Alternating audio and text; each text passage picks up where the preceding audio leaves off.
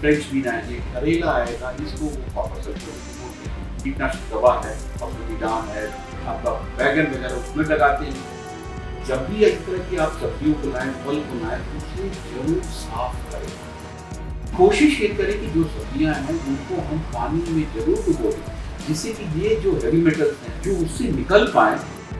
आपको फलों में अगर सिकुड़न दिखाई दे तो आप समझ लो कि उसमें जरूर जो है कार्बाइड का यूज, ऑर्गेनिक हो या नेचुरल फार्मिंग, इतना सेफ हो कि बाजार में आज उपभोक्ता तैयार है जो एकदम चाहता है कि हमें पौष्टिक फल मिले, सेफ मिले। जो फल और सब्जियां हम खाते हैं अपने अच्छी सेहत के लिए, दरअसल उसमें जहर है। जी हाँ, जहर ऐसा है कि जो हमारे शरीर को सेहतमंद बनाने की बजाय बीमार करने वाला है। इसमें कैंसर युक्त बहुत सारे जहरीले पदार्थ होते हैं। आज हम इस गंभीर विषय पर चर्चा करने के लिए आईसीआर में हैं और आईसीआर के डीडीजी डॉक्टर संजय कुमार सिंह हमारे साथ मौजूद हैं। डॉक्टर संजय हॉर्टिकल्चर के विशेषज्ञ हैं और देश भर में जो हॉर्टिकल्चर की क्रॉप्स हैं उस पर शोध के काम की जिम्मेदारी डॉक्टर साहब पे है। डॉक्टर साहब, बहुत बहुत स्वागत है गांव जंक्शन में। सबसे पहला सवाल यही कि हॉर्टिकल्चर के क्षेत्र में हमारा देश कहाँ तक पहुँचा है और आगे हम किस क्षेत्र में पहुँच रहे हैं, जाने की कोशिश कर रहे हैं। जितनी भी बागवानी फसलें हैं, आज हम विश्व में चाइना के बाद दूसरे स्थान पर हैं और यहाँ हम जो भी उत्पाद कर रहे हैं उसकी बहुत ज़्यादा खपत जो हमारे देश में ही हो रहा है। आज प्रश्न है कि जो भी हम उत्पाद कर रहे हैं वो कितना सुरक्षित है, कितना मैं कहूँ कि कीटनाशक या हेवी मेटल से वो परे है, उसमें नहीं है, और हमारे स्वास्थ्य को वो कितना लाभ पहुंचा रहा है या हानि पहुंचा रहा है। मैं तो ये बताना चाहूँगा कि ना हम उपभोक्ता होने के कारण ये जान पाते हैं कि किस परिवेश में वो पैदा हुआ है, कहाँ से आया है, नाले के पानी से उसमें उगाया गया है। खास करके जितनी भी जो हमारे साग वाली फसलें हैं, अब ये आ तो जाती है मंडियों में, लेकिन अगर आप देखोगे तो यहाँ जो उसको जो आड़तिया कहें या उसको जो हैंडलिंग वाले जो लोग हैं वो बहुत बुरी तरह से करते हैं। चना आएगा, फ्रेंच बीन आएंगे, करेला आएगा, इसको वो कॉपर सल्फेट में डुबोते हैं। कई जो है और अदर जो कहते हैं कीटनाशक दवा है, फसलों है, आपका बैगन वगैरह उसमें लगाते हैं, ये चमकीला दिखे, बहुत अच्छा दिखेगा। परवल है, कुंदरू है, ये सारी चीजें कुछ न कुछ केमिकल में डुबोई जाती हैं। उसके बाद ये ले आके उसको बेचते हैं, जिससे कि थोड़ी सी उसकी जो भंडारण क्षमता थोड़ी सी बढ़ जाती है और उत्पादकता, मतलब उसको मैं कहूँ कि उपभोक्ता जो लेता है वो थोड़े लंबे समय तक चल पाती है, मतलब क्वालिटी देखने में बहुत अच्छी हो जाती है। लेकिन अगर वैसी है, अगर मैं हमेशा कहता हूँ कि जो भी उसको ले रहा है, जो मैं जाके खरीद रहा हूँ, वो गृहिणी हो या आम लोग हो जो फल ताजा फल को ले रहे हैं, करना ये है कि जब भी इस तरह की आप सब्जियों को लाएं, फल को लाएं, उसे जरूर साफ करें। ठंडे जल में डाल दें या जल में थोड़ा सा नमक डालें और डाल के कम से कम 15-20 मिनट, आधे घंटे छोड़े। अगर समय बिल्कुल नहीं तो गुनगुना पानी लें, उसमें थोड़ा देर छोड़े, जिससे उसके पहले तो छील के काट के तैयार करें। आपको सब्जी बनाना है सब्जी बनाएं, लेकिन कोशिश ये करें कि जो सब्जियां हैं उनको हम पानी में जरूर डुबो दें, जिससे कि ये जो हेवी मेटल्स हैं या कीटनाशक के अंश हैं या और भी कोई मतलब कहीं सूक्ष्म जीव हैं इत्यादि जो है, जो उससे निकल पाए और वो आपको जो तैयार आपको मिले, जो आप कोई भी व्यंजन बनाना चाहते हैं तो वो उसमें उनका अंश ना मिले। ये पहली बात। दूसरी बात है, इसी तरह जो बाजार में आप देखते होंगे, अब आम का सीजन चल रहा है, खरबूजा बिक रहा है, पपीता मिल रहा है, सपोटा मिल रहा है या चीकू जिसको कहते हैं, ये सारी चीजें आप जो है इथिलीन राइपनिंग चेम्बर्स में कर रहे हैं। जितनी मंडियां हैं वो थोड़ी मॉडर्नाइज हो रही हैं, लेकिन बहुत से हमारे जो ये है जो बेचने वाले वो उसको कार्बाइड या जो पत्थर कहते हैं उसको लगा के करते हैं। तो यहाँ भी थोड़ा उपभोक्ता हमारा सेंसिटाइज रहे। अब आप देखते होंगे जो भी फल, आपको फलों में अगर सिकुड़न दिखाई दे तो आप समझ लो कि उसमें जरूर जो है कार्बाइड का यूज हुआ है। नॉर्मल जो फल पकता है वो बिल्कुल उसमें बिल्कुल यूनिफॉर्मिटी दिखेगी, पीलापन आपको बिल्कुल यूनिफॉर्म एक तरफ से दूसरे साइड से तो दिखाई देगा, लेकिन जो इस तरह से पकाया गया है उसमें चितकबरा सा दिखेगा, हरा पीला इस टाइप का दिखाई देगा, जो ये संकेत करता है कि इसमें कार्बाइड शायद यूज हुआ है। साथ ही मैं ये भी बताना चाहूँगा कि कई फल जो होते हैं, अगर आप हरा उसको हरे या मैच्योर लेवल पे खरीदते हैं, उसको अखबारी पेपर में लपेट के घर पे ला के, जैसे पुराने हम करते थे, पुआल में डाल के उसको बोरे में ढक देते थे और धीरे धीरे पकता था, पूरे परिवार के लोग खाते थे। और यही सिस्टम ही अपनाना चाहिए। अगर आप वो कर सके, घर में लाके पकाए, सबसे बढ़िया।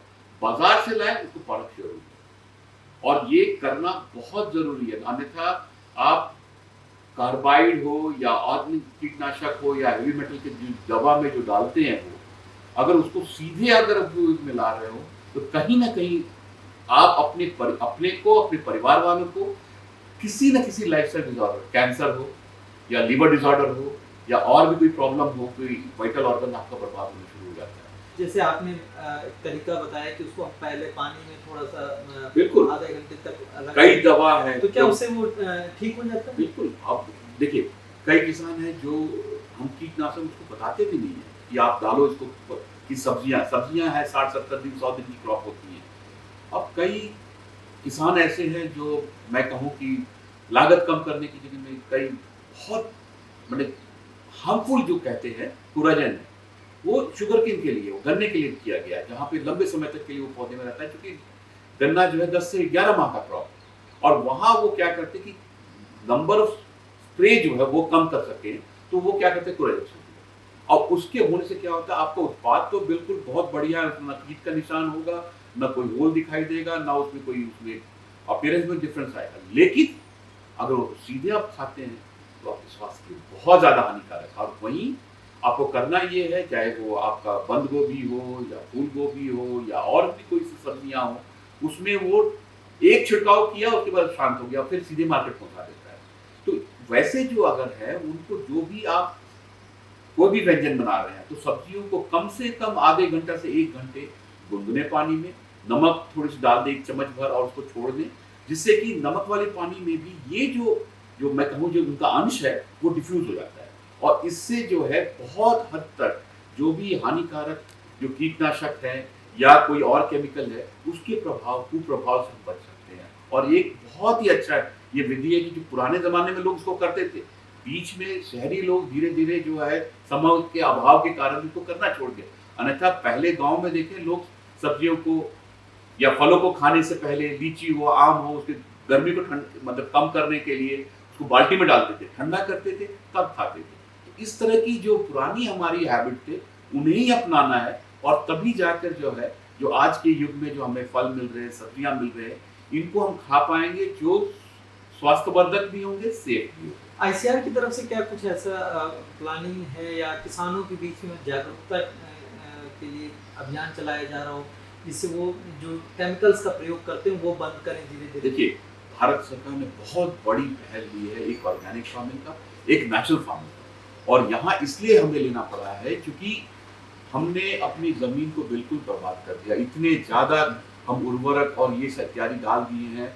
सॉइल हेल्थ कार्ड उसी में एक पहलू है कि हम इतना ना डालें कि जो हमारा मिट्टी भी खराब हो, जल भी खराब हो, और जो भी हमारी जो ये सारी चीजें जब खराब होनी शुरू होती हैं, तब हमारे लिए एक बहुत बड़ा इशू होता है। और यही मैं कहना चाहूंगा कि उस दिशा में अब धीरे धीरे सभी फसलों में तो नहीं, चिन्हित क्षेत्रों में हम करें जहां हमें एडवांटेज मिले, जिससे कि हम वैसे उत्पाद पैदा कर सके जिनमें ये बिल्कुल प्राकृतिक ढंग से उत्पादित हो, और ये ऑर्गेनिक हो या नेचुरल फार्मिंग की हो, लेकिन उसके उसी पद्धति को हम फॉलो करें जिससे कि इतना सेफ हो कि बाजार में भी आज उपभोक्ता तैयार है, जो एकदम चाहता है कि हमें पौष्टिक फल मिले, सेफ मिले। ये बहुत डॉक्टर साहब, एक ये आखिरी सवाल होगा कि हॉर्टिकल्चर यानी बागवानी के क्षेत्र में हमारा उत्पादन काफ़ी ठीक होता है और हम एक तरीके से आत्मनिर्भर हैं, लेकिन कई बार ऐसा होता है कि हम इतना ज़्यादा उत्पादन कर देते हैं, उससे किसानों को काफ़ी उनकी लागत निकालना भी उनको मुश्किल हो जाता है। तो क्या इस क्षेत्र में आईसीआर और भारत सरकार की तरफ से कुछ योजना चल रही है? पहले हमने कुछ सुना था कि क्लस्टर वगैरह को लेकर चीजें हो रही हैं, तो क्या है इस क्षेत्र में बताना चाहूंगा, जिस बागवानी फसलें हैं, इसमें जो भी उत्पाद है वो बहुत ही जल्दी पेरिशेबल है, वो सड़ने लगेगा और मार्केट में बहुत लॉस होता था या बहुत ज्यादा उत्पादन हो गया। तो अब एक cluster development, multi commodity cluster development की प्रोग्राम गवर्नमेंट चला रही है। यहाँ एंड टू एंड सोल्यूशन होगा, जहाँ वहाँ नर्सरी भी है, उसकी उत्पादन तकनीक है, वहाँ हाईटेक हॉर्टिकल्चर भी है, उसमें आप माइक्रोइरिगेशन कर रहे हैं, फर्टिगेशन कर रहे हैं, मल्च का यूज कर रहे हैं, और साथ ही जो भी आप सेफ केमिकल से उसको लगा रहे हैं, जो जिसको कहते हैं गैप के थ्रू करते रहे, या गुड एग्रीकल्चर प्रैक्टिस जो हम लोग भारत गैप जिसको बात करते हैं, जो उसमें सारी चीज उत्पादन करने के बाद अगर आपका प्रोड्यूस नहीं बिक रहा है और सड़क पे किसान फेंक रहे हैं, तो सारा एफर्ट जीरो हो जाता है, जिसने उसने लागत लगाई सब बेकार। तो यहाँ सभी चीजों को समावेश, इसमें हमें जो भी है प्रसंस्करण के जो साधन है वो इंडस्ट्री साथ में आ रही है, इसी तरह कुछ एग्रीगेटर हैं जो ग्रेड करते हैं, पैकेजिंग करते हैं, वो निर्यात के लिए तैयार करते हैं जो भी हमारा ताजा फल है या सब्जी है।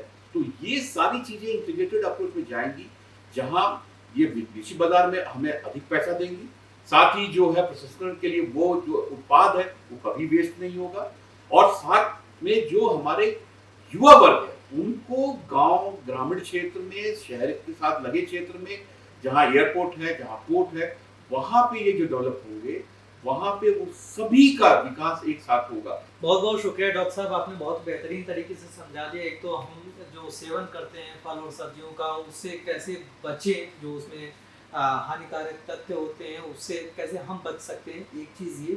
दूसरा, किसानों के फायदे के लिए जो सरकार की प्लानिंग है, जो क्लस्टर्स तैयार किए जा रहे हैं ताकि उनका जो उत्पाद है वो वेस्ट न जाए और उससे किसानों को भी फायदा मिले और ग्राहकों को भी फायदा मिले, इसके बारे में आपने समझाया। ऐसे ही वीडियोस देखने के लिए गांव जंक्शन को सब्सक्राइब करना मत भूलें। गांव जंक्शन के लिए हिमांशु मिश्रा। गांव जंक्शन को सभी सोशल मीडिया प्लेटफॉर्म्स पर फॉलो करें। व्हाट्सएप चैनल और जीमेल आईडी पर भी संपर्क साध सकते हैं।